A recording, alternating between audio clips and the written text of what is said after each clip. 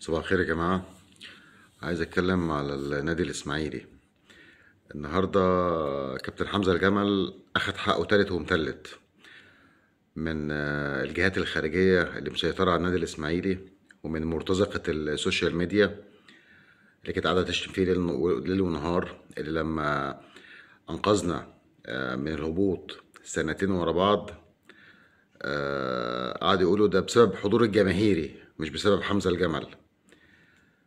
طب ما هو الحضور الجماهيري كان موجود النهارده، وإنبي فاز على الإسماعيلي بفضل كفاءة حمزة الجمل وبفضل الله سبحانه وتعالى قبل كفاءة حمزة الجمل. آه عايز أقول إن يمهل ولا يهمل، وإن الله لا يصلح عمل المفسدين اللي هم مسيطرين على النادي الإسماعيلي، ولا يصح إلا الصحيح. وده ذنب حمزة الجمل نتيجة ماتش النهارده. دلوقتي ألف مبروك، ألف مبروك لنادي إنبي، وألف مبروك لكابتن حمزة الجمل. انا مش عارف اقول ايه والله، من الواحد يعني سعيد لكابتن حمزه انه خد حقه وحزين على النادي الاسماعيلي. الف مبروك لنادي انبي، والف مبروك لكابتن حمزه الجمل.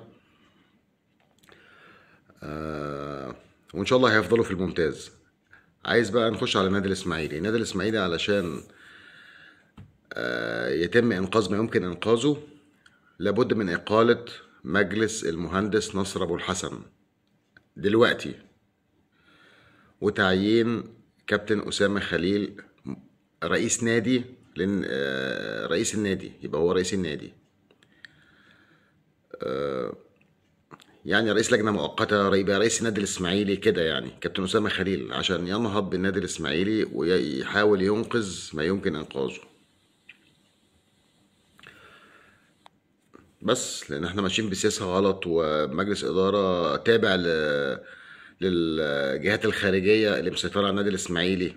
طبعا معروف مين الجهات الخارجية، واحنا هننزل لازم اقولها بقى. يعني هو عبارة عن العثمانيين و... والرجالة بتاعتهم اللي هم مين بقى؟ علي ابو جريشة وحسني عبد ربه ويحيى الكومي ونصر ابو الحسن، كل دول رجالة العثمانيين ما بيتحركوش الا بأوامر منهم.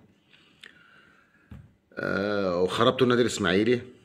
ألف مبروك، وربنا يصلح الحال.